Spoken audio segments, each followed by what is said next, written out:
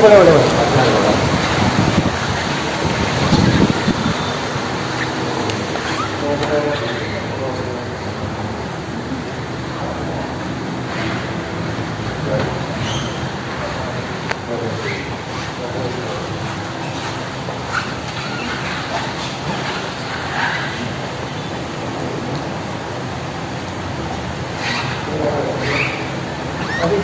Ada 200.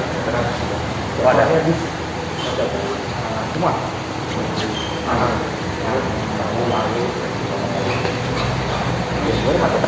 Oh iya.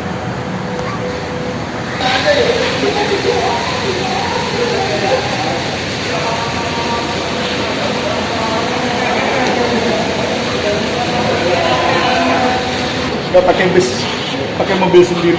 Kita lihat barusan. Ini Pak Ruang. Saya.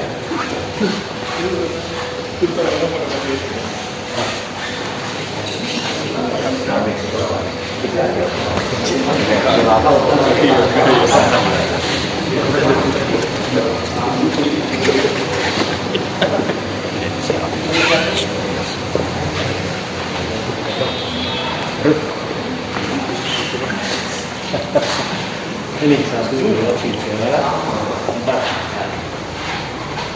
Ya, kursi beda. Berubah. Beda. Ya, ini sama. Oh berarti aku duduk di situ ya? Iya. Izin rekonstruksi ulang dengan 10 tahun yang lalu. 10 tahun yang lalu. Itu cuma cek tanggalnya deh. Tanggal namanya Maret 2012. Maret 2012. Ya udah 10 tahun yang lalu. 10 tahun yang lalu sama Pak Jokowi di sini. Coba cek suguhannya apa jawab.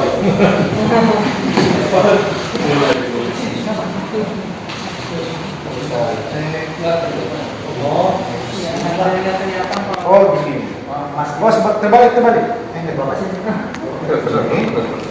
Nah, Cara pengambilannya.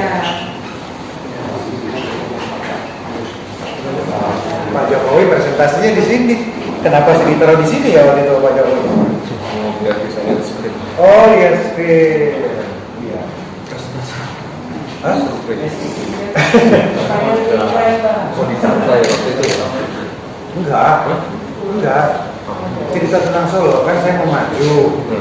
Nah, terus belajar dari Pak Jokowi.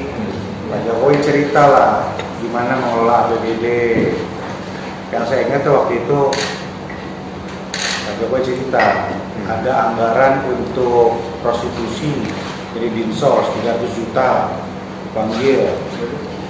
Masih ada prostitusinya masih, terus ngapain 300 juta dialokasikan gitu kira-kira. Itu ingat banget.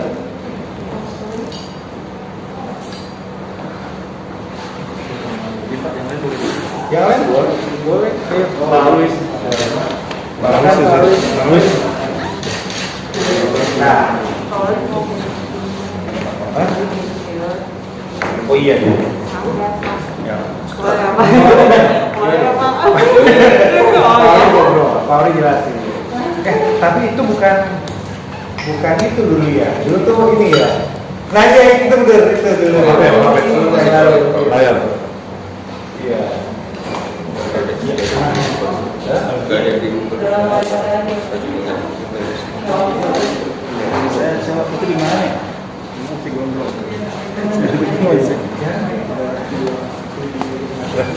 Udah kan rekonstruksi udah mulai.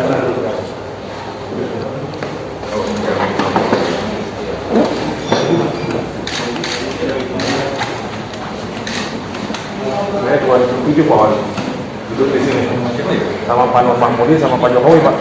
Waktu itu Depok final sepak bola di Manahan divisi 1 lawan Bojonegoro. Ngobrol bertiga, kata Pak Jokowi, di sini bola nggak pakai APBD kan ke Pak Wali Nur Mahmudi Pak. 2008 nya langsung diputus APBD. 2005. Oh pasti ya.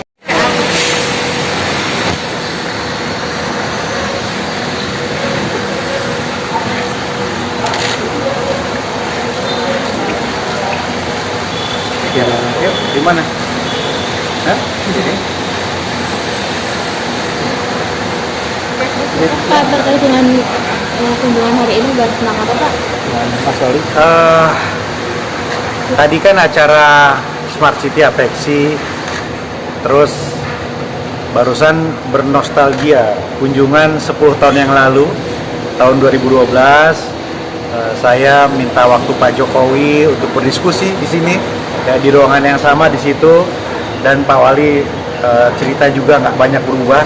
Yang berubah cuman kursinya aja, warnanya beda, yang lainnya sama. Nah, di ruangan itulah saya belajar dari Pak Jokowi ketika awal mau maju jadi wali kota Bogor. Jadi wali itu belajar dari Pak Jokowi. Nah, sekarang diskusi dengan Mas Gibran. Ya, diskusi banyak hal lah kita ya, dari tadi pagi juga berangkat sama-sama, cerita tentang bagaimana beberapa bagian dari Solo yang perlu sentuhan-sentuhan karena relatif agak tertinggal dibanding daerah lainnya, yaitu Solo Utara tadi ya Pak Wali ya, gitu. Nah, ini penting karena bagi wali kota itu PR-nya itu banyak, ya. Salah satunya harus adil, harus menyeimbangkan akselerasi pembangunan. Di Solo saya lihat itu yang dilakukan, ya. Pak Wali punya kepedulian untuk melakukan pemerataan pembangunan akselerasi di Solo Utara. Ada apa tadi, Teknopark ya, ada, dan saya kira tadi para wali kota juga bisa belajar bagaimana Solo membangun pusat kolaborasi di sana. Ada saran untuk yang pembangunan di Solo Utara itu? Kenapa? Ada saran untuk yang pembangunan di Solo Utara? Oh, nggak ada. Pak Wali tahu yang terbaik, yang paham gitu ya. Tentu Pak Wali, ya malah kita yang ingin saling belajar aja ke sini ya, untuk melihat ide-ide inovasi, terutama kalau ada kaitannya dengan kolaborasi gitu. Nggak banyak yang bisa berjalan ketika kita bicara kolaborasi. Ya, kadang-kadang kita harus belajar gimana caranya mengelola kolaborasi itu sehingga lebih efektif dan bisa jalan. Kendalanya apa sih Pak ketika membangun kolaborasi di masyarakat, di pemerintahan gitu? Biasanya kendalanya regulasi. Ya, regulasinya tidak ada, regulasinya nggak sesuai gitu ya. Kemudian kedua, biasanya berlindung di balik pendanaan, nggak ada dananya, padahal kolaborasi seringkali zero APBD. Ya, kalau soal regulasi ya selalu ada jalan lah kita untuk melakukan inovasi. Dan ketiga, resources kita. Ya, kitanya kepala daerah yang harus selalu mendorong, memotivasi kepala dinas yang terkait untuk membuka. Ya, kadang-kadang mental birokrasi juga nggak semuanya terbuka, nggak semuanya siap untuk bekerja sama. Tadi pagi saya lari sama anak-anak muda Solo Runners gitu, banyak cerita lah tentang kemajuan kota Solo, mulai dari fasilitas bis ya. Nah, bis ini penting, ini namanya Trans Oriented Development TOD, sistemnya by the service, sama kayak Bogor. Kita ingin berlanjut, ini satu suara saya sama Pak Wali Kota Solo ini.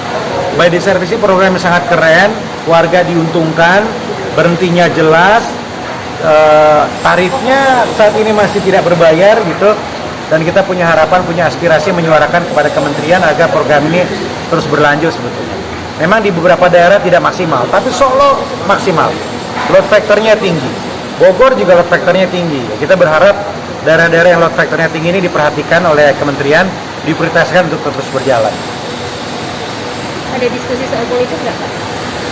Ada dikit lah. Kira-kira berapa persen ya politiknya? 70% kita bicara program kota, 30% lagi nyundul-nyundul politik dikit. Soal kita itu? Ada deh pokoknya. Ya masa politisi kata politisi nggak ngomong politik. Arahnya kemana Pak? Kenapa? Arahnya kemana? Arahnya ya kami berdua yang paham. Pak, ini ada wacana pemilihan pemilihan langsung diganti ke DPRD gitu, kepala daerahnya. Ada usulan di Dewan, di DPR RI. Saya itu langkah mundur. Esensi demokrasi itu partisipasi. Kalau partisipasi sudah dibatasi itu bukan demokrasi. Dan yang diperlukan kita itu adalah perbaikan, penyempurnaan, bukan pembatalan. Perbaikan dan penyempurnaan itu sudah terjadi melalui aturan masa kampanye, pilkada serentak untuk meminimalkan kos, itu sudah dilakukan. Itu sudah on the track. Bukan lantas kemudian balik lagi, langkah mundur. Nantinya malah oligarki. Nantinya berpusat lagi kepada politik yang ditentukan oleh elit. Enggak. Saya kira Apeksi nggak setuju, ini langkah mundur. Terima kasih.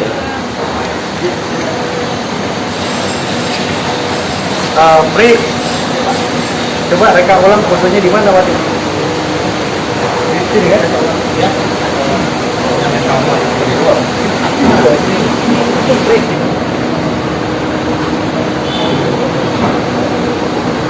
Iya.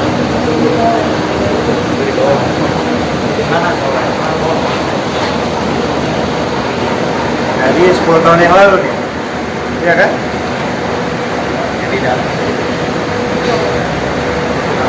Saya mau maju jadi wali kota, belajar dari Pak Jokowi berbagi bagaimana cara mengelola APBD. Ini rumus utama untuk maju wali kota. Pak Jokowi bilang APBD itu banyak yang nggak efisien, jadi harus satu-satu dipelototin supaya manfaatnya jelas. Nah ini nih. Beliau hari Kamis karena bajunya baju Jawa waktu itu.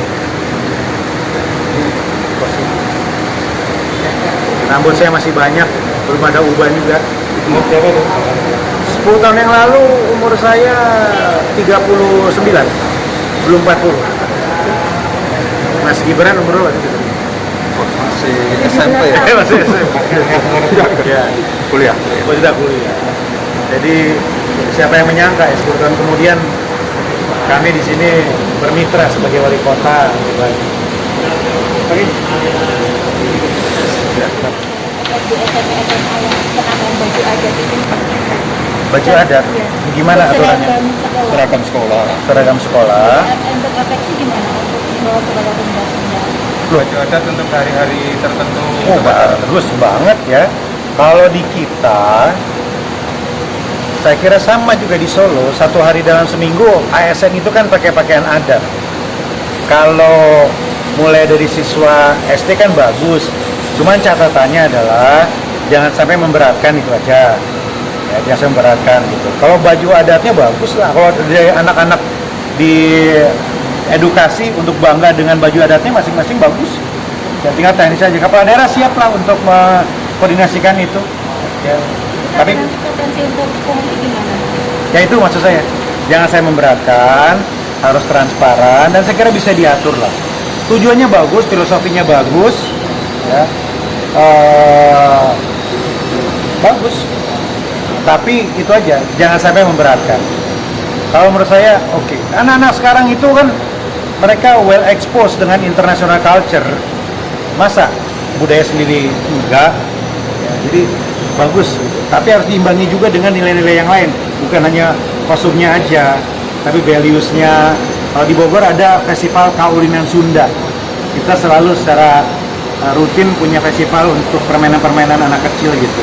Nah ini juga bagus, cuman itu catatan saya yakin bisa diatur supaya tidak memberatkan, supaya meminimalkan pungli. Itu teknis lah, itu bisa diatur. Yang penting filosofinya keren.